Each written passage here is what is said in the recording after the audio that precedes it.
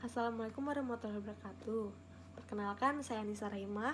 Saya dari Prodi Sarjana Kebidanan.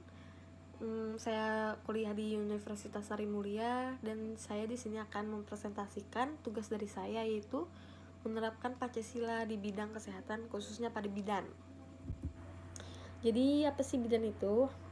Pengertian bidan. Bidan adalah seorang yang telah berhasil atau sukses menyelesaikan pendidikan bidan yang terakreditasi dan diakui oleh negara dan telah memperoleh kualifikasi yang dibutuhkan untuk didaftarkan, mendapat sertifikat, dan secara resmi berlisensi untuk melakukan praktek kebidanan itu sendiri.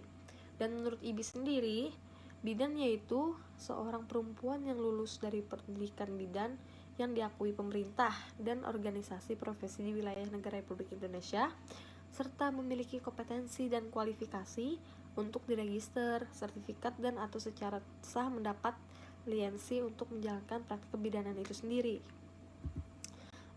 Kita langsung pada intinya. Jadi apa sih hubungan bidan sama Pancasila itu?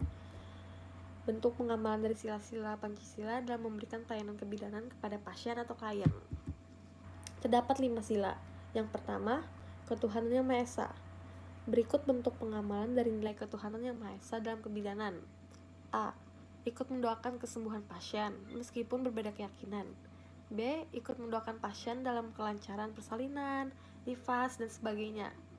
Dan C. Memberikan kesempatan kepada pasien atau klien untuk berdoa atau sembahyang sesuai dengan agama dan kepercayaan masing-masing sebelum dan sesudah melakukan tindak asuhan kebidanan. Dan D. Mengembangkan sikap saling menghormati kebebasan menjalankan ibadah masing-masing jika antara bidan dan dokter berbeda keyakinan dengan pasien tersebut. 2. Kemanusiaan yang adil dan beradab. Berikut bentuk pengamalan dari nilai-nilai kemanusiaan yang adil dan beradab dalam kebidanan. A. Memberikan pelayanan yang adil tanpa membedakan suku, keturunan, agama, kepercayaan, jenis kelamin, kedudukan sosial, warna kulit, dan sebagainya sesuai dengan penyakit yang diderita oleh pasien atau klien. B.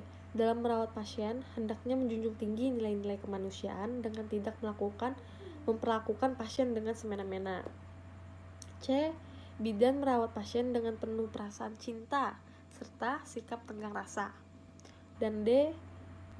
Membela pasien advocate pada saat terjadi pelanggaran hak-hak pasien sehingga pasien merasa aman dan nyaman kepada kita. Pada sila ketiga yaitu Persatuan Indonesia.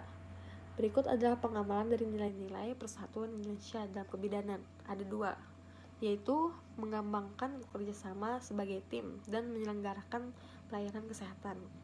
B. Mengutamakan kepentingan dan keselamatan pasien daripada kepentingan pribadi. Pada sila keempat, yaitu kerakyatan yang dipimpin oleh hikmat kebijaksanaan dalam permusyawaratan dan perwakilan. Berikut merupakan bentuk pengamalan nilai-nilai kerakyatan yang dipimpin oleh hikmat kebijaksanaan dalam permusyawaratan dan perwakilan. Ada 2 nilai juga. Nilai pertama yaitu sebelum melaksanakan tindakan perawatan kepada pasien, bidan hendaknya mengutamakan musyawarah dengan pasien dan keluarga pasien dalam mengambil keputusan. Yang B. Musyawarah dilakukan dengan akal sehat dan sesuai dengan hati nurani yang luhur serta dapat dipertanggungjawabkan kepada Tuhan yang Maha Esa, menjunjung tinggi harkat dan martabat manusia, nilai-nilai kebenaran dan keadilan, dan mengutamakan persatuan dan kesatuan demi kepentingan bersama. Pada sila kelima yaitu keadilan sosial bagi seluruh rakyat Indonesia. Berikut bentuk pengaman dari nilai keadilan sosial bagi seluruh rakyat Indonesia. Ada 2 nilai, yaitu nilai pertama mengembangkan sikap adil dengan menjaga keseimbangan antara hak dan kewajiban terhadap semua pasien. Yang B. Perawatan pasien dilaksanakan dengan sikap dan suasana kekeluargaan dan kegotong royongan antara pasien, keluarga pasien, bidan, dokter, serta tim paramedis dan medis lainnya. Tadi itu adalah 5 sila yang berkaitan dengan kebidanan, dan sekarang adalah pengamalan butir-butir Pancasila dalam merawat pasien. Menurut Depkes RI dalam ONI 1985 telah menetapkan bahwa pelayanan perawatan dikatakan berkualitas baik Apabila perawat atau bidan dalam memberikan pelayanan kesehatan pada pasien sesuai dengan aspek-aspek dasar perawatan. Aspek-aspek tersebut meliputi 5 aspek, yaitu aspek pertama yaitu penerimaan, aspek kedua yaitu perhatian, aspek ketiga yaitu komunikasi, aspek keempat yaitu kerjasama, dan aspek kelima yaitu tanggung jawab. Kita mulai dari aspek pertama, yaitu aspek penerimaan. Aspek ini meliputi sikap bidan yang selalu ramah, periang, selalu tersenyum, menyapa semua pasien tanpa membedakan golongan, pangkat, latar belakang, sosial ekonomi, dan budaya, sehingga pribadi utuh.